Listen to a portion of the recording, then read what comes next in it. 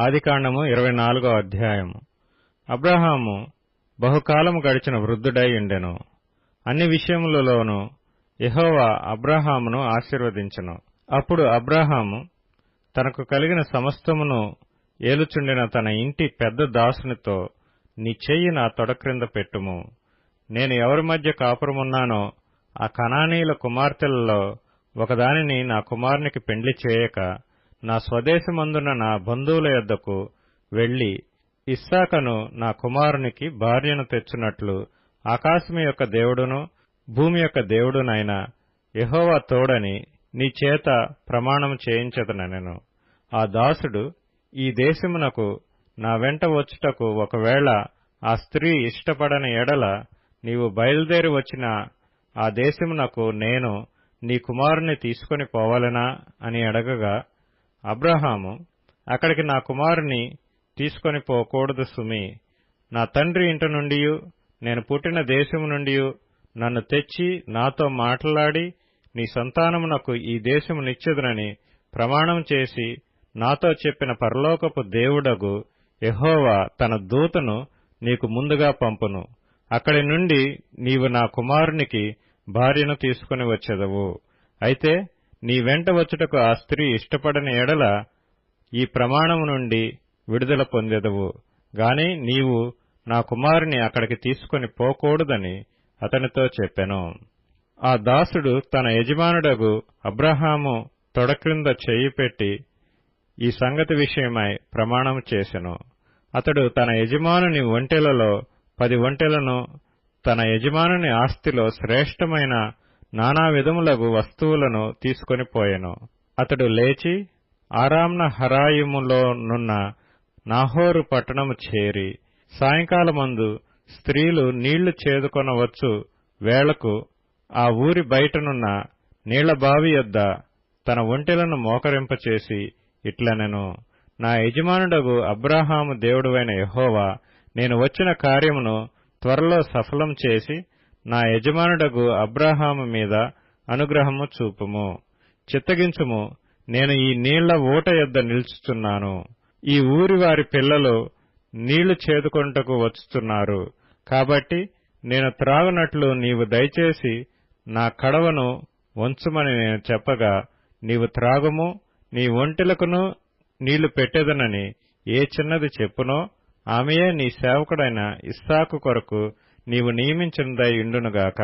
అందువలన నీవు నా యజమానుని మీద అనుగ్రహము చూపితివని తెలుసుకుందుననెను. అతడు మాట్లాడుట చాలింపక ముందే అబ్రాహాము సహోదరుడైన నాహోరు భార్యయగు మిల్కా కుమారుడైన బెతూయేలుకు పుట్టిన రిబ్కా కడవ భుజం మీద పెట్టుకొని వచ్చెను. ఆ చిన్నది మిక్కిలి చక్కనిది.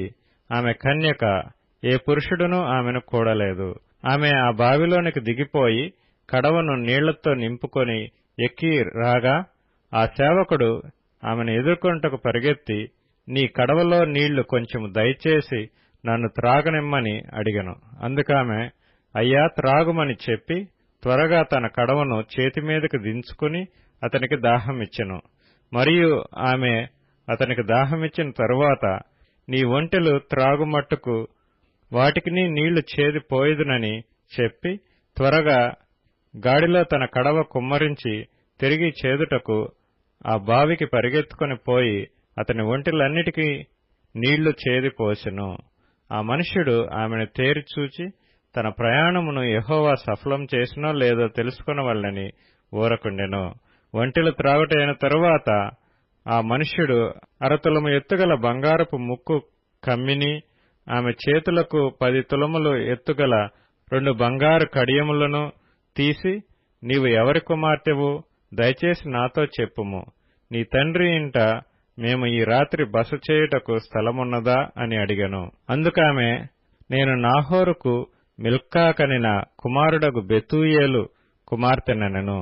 మరియు ఆమె, మా యొద్ద చాలా గడ్డియు మేతయు రాత్రి బస చేయుటకు స్థలమును ఉన్నవనగా, ఆ మనుష్యుడు తన తల వంచి యెహోవాకు మ్రొక్కి, అబ్రాహామును నా యజమానుని దేవుడువైన యెహోవా స్తుతింపబడునుగాక. ఆయన నా యజమానునికి తన కృపను తన సత్యమును చూపుట మానలేదు. నేను త్రోవలోనుండగానే యెహోవా నా యజమానుని బంధువుల ఇంటికి నన్ను నడిపించినెను. అంతటా ఆ చిన్నది పరిగెత్తుకుని పోయి ఈ మాటలు తన తల్లి ఇంటి వారికి తెలిపెను. రిబ్కాకు లాబానను ఒక సహోదరుడుండెను. అప్పుడు లాబాను ఆ బావి దగ్గర వెలుపటనున్న ఆ మనుషుని యొద్దకు పరిగెత్తుకుని పోయెను. అతడు ఆ ముక్కు కమ్మిని తన సహోదరి చేతులనున్న ఆ కడియములను చూచి, ఆ మనుష్యుడు ఈలాగు నాతో మాట్లాడెనని తన సహోదరి అయిన రిబ్కా చెప్పిన మాటలు విని ఆ మనుషుని యొద్దకు వచ్చెను.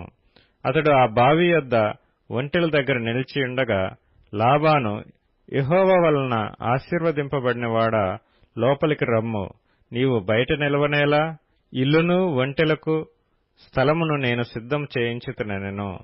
ఆ మనుష్యుడు ఇంటికి వచ్చినప్పుడు లాబాను ఒంటెల గంతలు విప్పి కాళ్లు కడుక్కొంటకు అతనికిని అతనితో కూడనున్న వారికిని నీళ్లు ఇచ్చి అతనికి భోజనం పెట్టించును గాని అతడు నేను వచ్చిన పని చెప్పక మునుపు భోజనం చేయననగా లాబాను చెప్పుమనెను. అంతటా అతడిట్లనెను, నేను అబ్రహాము దాసుడను, యెహోవా నా యజమానుని బహుగా ఆశీర్వదించును గనుక అతడు గొప్పవాడాయెను. అతనికి గొర్రెలను గొడ్లను వెండి బంగారములను దాసదాసీ జనమును ఒంటెలను గాడిదలను దయచేసెను. నా యజమానుని భార్య అయిన శారా వృద్ధాప్యములో నా యజమానునికి కుమారుని కనెను. నా యజమానుడు తనకు కలిగినది యావత్తును అతనికిచ్చియున్నాడు. మరియు నా యజమానుడు నాతో, నేను ఎవరి దేశమందు నివసించుచున్నానో ఆ కనానీయుల పిల్లలలో ఒక పిల్లను నా కుమారునికి పెండ్లి చేయవద్దు. అయితే నా తండ్రి ఇంటికిని నా వంశస్థుల యొద్దకును వెళ్లి నా కుమారునికి పెండ్లి చేయుటకు ఒక పిల్లను తీసుకుని రావాలనని నా చేత ప్రమాణము చేయించెను.